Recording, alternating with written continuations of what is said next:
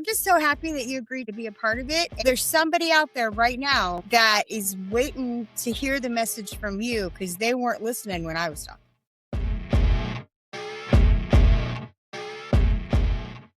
Hey, everybody. Welcome back to Starve the Demon, Recovery by Any Means Necessary.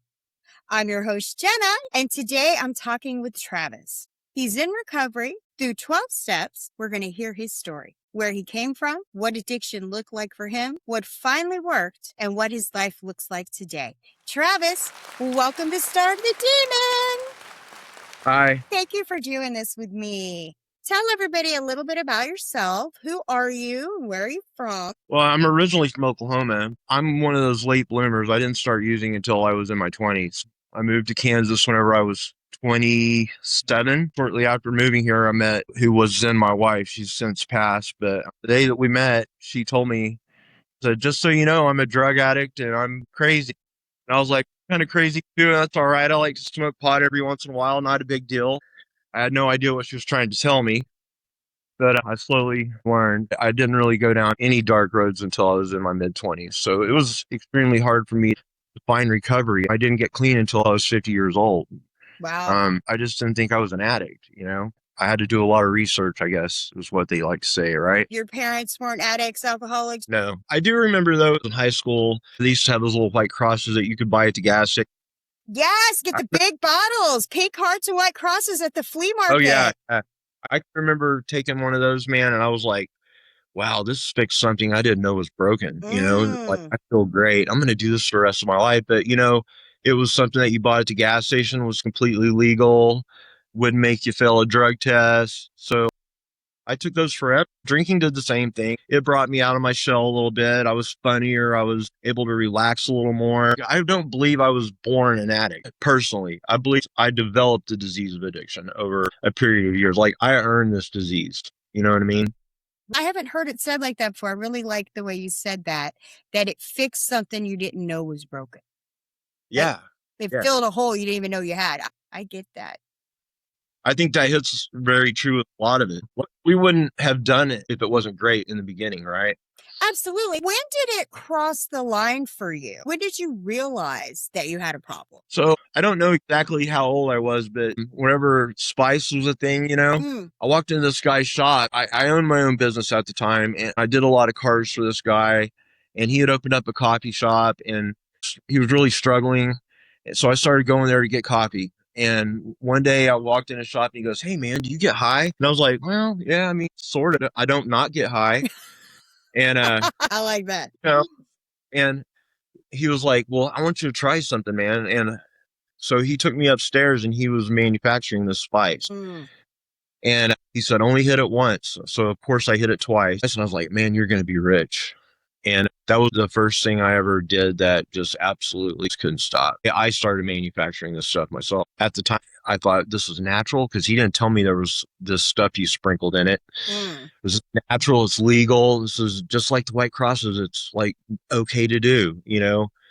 And I asked him if it was addictive, and he said, "Oh, no, it's not addictive at all." And so the next thing you know, I'm heavily addicted. And I ended up losing a business over that stuff. I just got to where I was doing 70 grams a week. Wow.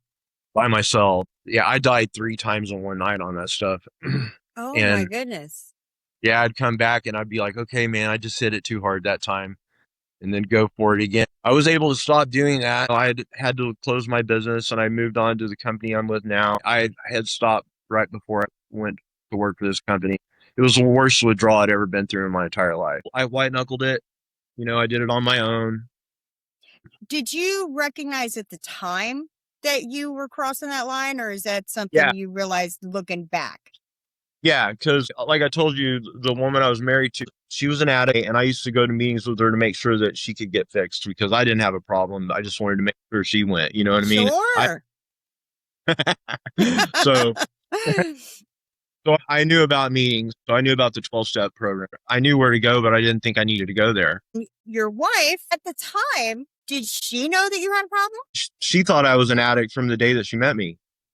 She wasn't going to diagnose me. I always was looking for something to make me feel different, just to make me feel comfortable in my own It wasn't anything really hardcore. I was always looking for the loophole. I was looking for the legal high. I was looking for whatever I could get at the gas station or just alcohol or things that weren't going to disrupt my life terribly. So she was recognizing addict behavior in you. So was everybody else. Like the meetings I would go to with her, there were so many people that would just look at me in disappointment because they knew that I would admit that I had a problem. They knew that there was help that I could have. All I had to do was admit that I was an addict and help, and I would have got it. But I was in and out of those stores with her for 15 years. Wow. Yeah, I was that guy that would get up in the middle of the meeting and go outside and smoke a cigarette, not remember anything that was said because I wasn't there for me. I was there to make sure she went. As soon as the meeting was over, the next day I was drinking a beer or smoking some marijuana or taking some pills from the gas station or whatever. I was constantly doing something just to make me feel different. But I wasn't looking for similarities. I was looking for differences at the time. I'm not like this guy. I'm not like that guy because I haven't went to this place or I haven't went to that place. And I wish I could have looked at myself then and go, look, man, you just haven't been there yet. Yeah. Listen, nobody starts out under the bridge. Right. No, I brought the bridge home. And of course, we're always the last to know, right? Everybody around us can see it and knows it. And we think they're buying our bullshit and they start, yeah. And that's because people get tired of trying to save you if you're not willing to save yourself. Well, yeah, you can carry the message, but you can't carry the addict, right? Yes, absolutely. Well said. What was your turning point that made you say, I just cannot do this anymore? During COVID, I was watching some YouTube videos, and for some reason, it was throwing me videos about cocaine. I watched this one where I saw that the whole Star Wars cast was on cocaine the whole time, and that it was okay because it wasn't really that addictive, and they didn't think that cocaine was addictive at that time. So that was put in my head that cocaine's really not all that bad. That's something that you could probably play around with. I mean, so that was like a little seed that was planted. And then whenever COVID hit, I saw post some scientific research stuff that looked pretty valid that said that people that did cocaine didn't get COVID. And I was like,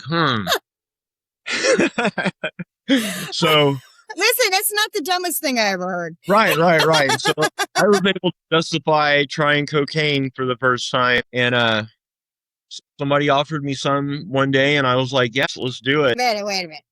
I really liked it. I was like, okay, I found the thing. So I got to back up a little bit. So during COVID, when you weren't even supposed to be out talking to nobody, somebody was offering you cocaine, or you were out looking for cocaine based on maybe a little bit of both that, maybe a little bit of both of that. Yeah. Listen, I got to tell you, I've been sober a while. I quit co-signing bullshit years ago, but keep telling it. So you got your first bit of cocaine and decided, I like this. I need to do this every day for the rest of my life. Yeah, well, I didn't do it every day for the rest of my life at first. It started off being a weekend thing, and then it started being a just after work thing. Long story short, we did a lot of cocaine, and we were behind on our rent. We were behind on all of our utilities. It was really bad. I was into $22,000 to a organization.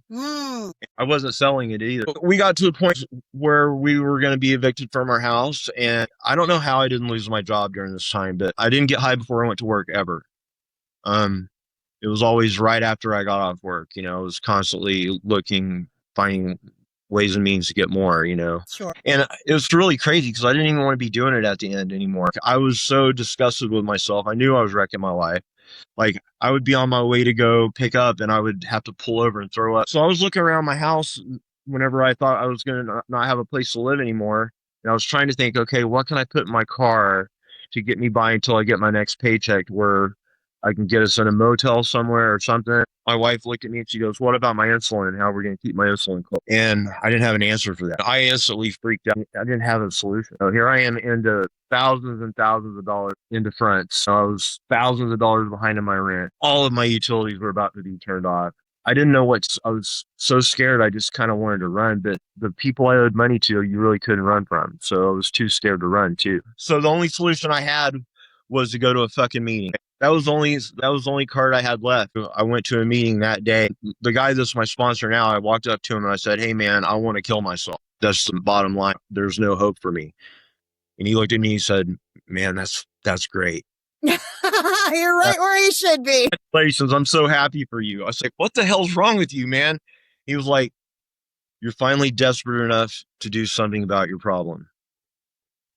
And I was like, huh, that is great. That's incredible. And I instantly had hope at that moment, you know? That's great. Yeah, like I walked into that meeting, and if they would have told me that you had to push a pencil across the floor or anything that they told me to do, at this point, I would have done it. Yeah. Yeah. It was either do that or die. And after being clean for a couple days, I realized I had a 401k that I'd been paying into all this time that I could borrow money against. And I bought my freedom back. Yeah. And I called my landlord. I was like, hey, man, look, I know I owe you all this money and I can have it. It's going to take me this long to get it to you. You either wait on it or I'm not giving you anything. Right. Because I needed to move. Yeah. Somehow, some way, man, I got all my bad debt paid off. I got my landlord paid back. I didn't lose my car. My utilities stayed on somehow. Like miracle after miracle just happened for me. It was incredible. So remember I told you I said I would do anything they told me to do? Yes. So they said, do 90 meetings in 90 days. Don't use in between meetings. I was like, how am I not going to use? I don't know how to not use. Go to a meeting every day, sometimes two if you can. Don't use it in between meetings. So I did it. I did 90 and 90. And somebody said, you got to do 180 and 180. I said, all right. I know if I do 180 and 180, I'll at least get 6 months because I'm not going to use on the days when I'm coming to a meeting. Right. I was calling people every day. I had a sponsor. I was working steps at this point. I was doing everything that was suggested. I was doing my daily readings. I wasn't praying to God yet because I didn't trust God yet. By the 6 month point, and I had everybody paid off. I was living good again. I can remember the first time I was able to put money in the basket. It felt so good. Like I couldn't put a dime in that basket for like 90 days. Yeah. I was able to put $5 in the basket, you know, and it felt so good. I found out my wife had relapsed. Oh, I'm sorry. Yeah. But at this point, man, my life had gotten so much better that there was no way I was going to go back. You know, I wasn't going to leave her. I was just going to work my program harder. And that was the best thing I could have ever done because we didn't go off the rails together. I stayed clean and she saw me still going to meetings every day and she saw me working steps. So my life was getting better despite what she was doing. And she got clean again right away too. Yay. Because you weren't in there co-signing bullshit with her, feeding off of. No. I just kept working my program. I kept calling my sponsor. I kept working my steps. I kept going to meetings. So here the 6 month mark is up and she's relapsed and now she's made a commitment to get clean again. Well, I got to do another 90 to support her. So I did 270 meetings in 270 days. And then after she got clean, she got real sick. She was in the hospital for 3 months. She almost died. And that was really hard. I couldn't go see her. The people in the program came together and they would give me right up there to see her twice a week. It was really good, you know. So we got her through that, got her home. So it was like another 6 months and then she got really sick again. As I came home from work one day and I found her, she was dead. Oh my God, that's awful. Yeah, it was awful. You know, a lot of people would have used that as a reservation to go ahead and go out and use again. But man, all I could think of is this woman got to experience freedom before she passed away because of the program. I was grateful. She had been miserable her whole life. She had dealt with mental illness. She'd never been healthy. She'd been dealing with the disease of addiction from a way younger age than me. She'd never been happy. And I got that spark in her eye. She was on step 3. She was really doing good. And what if she would have never got to experience that? What if she would have died whenever she was in the depths of the disease of addiction? I was able to find some gratitude in that, and gratitude that recovery gave her that. Yeah. And it didn't even cross my mind to use. That's good. You're right. A lot of people do use that as a reservation. And my thought is always this: that person, would they want that for you? Would they want you to throw it all away? Of course not. They would want you to stay happy, joyous, and free. They would not want you to be killing yourself on the installment plan. So at this point, I'd got my credit score up high enough to where we was starting to get our shit together, you know? Yeah. I was able to pay for the funeral. I was able to pay for the obituary. I was able to be fully self-supporting, declining outside contribution. Through doing that, I gave her some dignity because her family never respected her, never treated her with dignity. We had well over 100 addicts at her funeral. We had people get up and share about it, and her family got to see some things that they didn't know about. Right. Being able to give her some of that dignity in her final moment was really a miracle. Was her family also addicts and alcoholics, or she was the black sheep addict and they just thought she was no good? Okay, so her mom and her stepdad had worked a program, but they never actually worked steps. They just went to meetings. They decided they were good, and that's it. So there's a difference between being abstinent and being recovered. Oh, absolutely. So they were very judgmental. They were well off, and we were always asking them for stuff. We needed help. My side of the family was non-existent. So if we ever needed some help, they were there to bail us out. And of course, they had a bad opinion of us. I'm not saying that it wasn't deserved. That's how it goes. We live the way live, we kind of get what we get. They was able to see that things were different. It's good. Yeah, it was good. Working the 12 steps was the most rewarding thing I've ever done in my entire life. I'm a better person today than I was before I ever did my first drug. Living my life by spiritual principles, it has made me a better person. I have no doubt. People say, like, I just want my life back. I don't want my life back. My life sucked. My life is great now. The life I was leading that led me to drugs, I don't want that back. I just celebrated 4 years. Yeah. I own my own house. I have a car that I can get in and go anywhere in the country. Still have the same job. I met a woman that's amazing. Like, I only dated 2 women after my wife passed. And God went, okay, man, you stuck by this woman. You was faithful to her the whole time. It was hard at the end. Here you go. She's not an addict, but it's like she came out of the womb with spiritual principles. It's weird. Even to this day, I still have to choose to have a choice. It takes a lot of practice. It's a lot easier today than it was in the beginning. Sometimes I still want to act out, and I just like, whoa, you don't have to. But my life has changed. I'm not acting on impulse anymore. I'm not reactive. I actually think about what I say. And if I do say something messed up to somebody, I've thought about what I was going to say before it, and I mean every word of it. My life's all the way different now. Life's all the way better.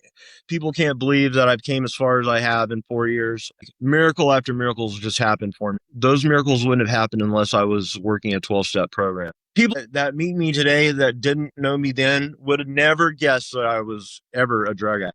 Before we worked the step, we didn't really know how to live. And the spiritual principles that we learned, that's how I worked the step. I took a spiritual principle and I applied that spiritual principle to my life. I have a checklist. Anytime that I have to do a pause, I'm doing that checklist in my head. And hopefully someday I won't have to have that checklist. I'm pretty sure that it's always going to have to be there. Like, I want it ain't the way to do it. I had a little epiphany the other day. You've heard of God, the word God can be good orderly direction, right? Absolutely. Okay. So whenever I got to my 11th step the first time, I was like, okay, how am I going to know what God's will is? I don't understand the whole God thing. But if we're trying to improve our conscious contact with God or good orderly direction, good orderly direction that we got was the spiritual principles that we learned from the previous steps. Good orderly direction works on step 11. I was like, wow, why didn't I just make it that simple the first time I worked that step? Because you're an addict and you have to complicate everything. That's what we do. I'm totally convinced that God's will for me today is to live a life without causing any harm. And if I'm in harm's way, get out of the way. Yeah. He wants me to be happy. Me too. One of the things I talk about on Starve the Demon all the time is that taking away the drugs doesn't automatically fix everything underneath them. Once the drugs were gone, what did you discover that you still had to work on in yourself? Everything. I was broken. I didn't know how to live. I was making everything happen my whole life. And what's bad is it sort of worked, So you couldn't tell me nothing for a long time. I had to a complete and total surrender to the program that I worked for my life to get better. It's all the way better today. Yay, so it worked. Better than I would have ever thought possible. I never did beat myself up for anything I've done in the past. I really didn't. I am totally aware that the choices I make today is what's going to determine my future. I cannot think about what I've done in the past. Like, there's no point in beating myself up for something that's already happened. It's already gone. The only thing I can control is what's going on today is what's going to influence what happens tomorrow. And if tomorrow doesn't happen the way I thought, I'm flexible. We're going to roll with it. Thank you for saying that. You can't go back and make a better past. And nothing on your 4-step can hurt you because it's all already happened. Already happened. God's already know about it. And if you're working with a sponsor, they're going to be okay with it. So you have a line on your Facebook, living a fearless life just taking it one day at a time. I love that, especially coming from somebody in recovery. What does living a fearless life mean to you? Look, there's something to just for today shit. Take it a moment by moment. Doesn't matter what's going on, no matter what comes my way, in that moment, I'm actually okay. There's nothing that's going to destroy me today. I've already been through the worst. There's only one thing I'm scared of, and that's my fiance, because she's mean. But other, I don't. Is she mean, or do you bring some mean out in her? She's a wonderful woman. I'm not scared of anything. What do you think somebody needs when they're first coming into recovery besides just don't use? They need a little humility. They need to be able to take suggestions. What have the people that you've helped taught you about recovery? I still don't know everything. There's a lot to learn. Every time I go through a step with a sponsee, I'm grateful because they're getting something different out of it than I got. And sometimes I have an epiphany. I have this aha light bulb moment. I can remember being new into recovery thinking I'm bothering this person by calling them, like I'm being a burden. No, I'm not. No, now that I wasn't. If you want to show me some gratitude, get a year clean. These guys help me as much as I help them. Through their mistakes, the ones that don't stay clean, I even learn from them. Totally. There's nothing I like more than working steps with sponsees. So what are you doing today to stay spiritually and emotionally healthy? Well, what I did early in recovery is I would text 3 addicts a day and not expect them to return my text. And next thing you know, I had a whole bunch of friends and a whole bunch of relationships. But today, what my recovery looks like is I get up every morning. As soon as I get out of bed, I go straight to my couch. I have 2 different readings that are the Just for Today reading and Spiritual Principle of the Day reading. And then I think about how those 2 readings are relevant to my life. Sometimes I'll make a Facebook post and journal about that, or sometimes I just write about it, or sometimes I just think about it. And then I think about all the things that I'm grateful for that I have, and I'm grateful for all the things that I don't have. Because if I honestly would have gotten all the things that I wanted along my life, I'd be probably dead. So I know that my higher power's only given me what I can handle, even if I think I really, really want it. And the top of my gratitude list is a woman I'm gonna get married next month on the 26th. Yay! Yeah. Congratulations. It's honestly the best relationship I've ever been in my entire life. I don't know why she likes me. She liked me because I had my shit together, and I was like, huh? Me? You're Got like, my shit together? you're like, But I've only just started locating my shit. I'm just being the best version of me that I can possibly be. But anyways, I do prayer and meditation every morning. I journal. And then I go to work. I do 3 meetings a week. I chair a meeting on Monday. I do the men's meeting every Sunday. I do attend a Zoom meeting that's not affiliated with any of the abbreviation. It's actually an old timers meeting. And I was 2 years clean whenever they invited me to join this meeting. I'm doing that one because whenever I was new into recovery, I thought, okay, well, all right, so you have NA, AA, CA, you have all these different A's. So it's like OU versus Texas. We got to be on teams.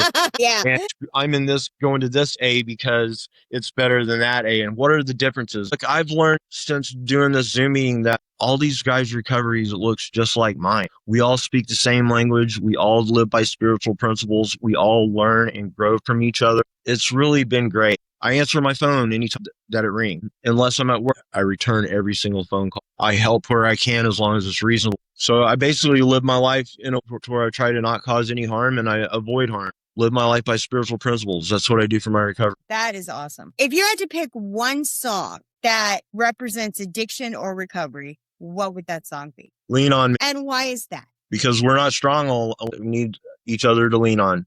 That is a great answer. The whole idea behind Starve the Demon is that addiction feeds on fear, anger, resentment, jealousy, chaos, trauma, and recovery means we stop feeding it. Starve that demon. When you hear the phrase starve the demon, what does that mean to you? I mean, that we're no longer feeding our disease. We're actually striving for recovery. The true definition of recovery is not just not using drugs or alcohol. It's the easy part. Yeah. True recovery is becoming the best version of you that you can possibly be in that moment and being okay with it. Learning to love ourselves again. What would you say to the person watching this who is still using and thinks they're too far gone to get help? You're not too far gone. You're not unique. What's worked for me is going to work for you. Look up the word "we" and apply it to your program. We to me means every addict that this has worked before me and every addict that is going to work for after me. We, we. What would you say to the family watching this? To the husband, wife, mother, father, who loves somebody in active addiction and just doesn't know what to do? Don't deny them their pain. Quit helping them. Every time that you help somebody that's in active addiction, you're giving them more road. We don't find recovery until we get to the end of the road, and we have to ask ourselves, what is there left to do? Is there anything I didn't ask you that you think somebody watching this needs to hear? Nope. I was done 15 minutes ago. Well, it's my show, Travis. Travis, thanks for coming on Starve the Demon. And more importantly, thank you for being willing to tell your story. And thank everybody for watching. If something Travis said helped you today, hit the like button, subscribe to Starve the Demon, leave us a comment, and share this interview with somebody who needs to hear it. Because one addict helping another is still one of the most powerful things we've got. And around here, I don't care how you get clean. I care that you get clean. Whatever keeps you alive and moving towards a better life.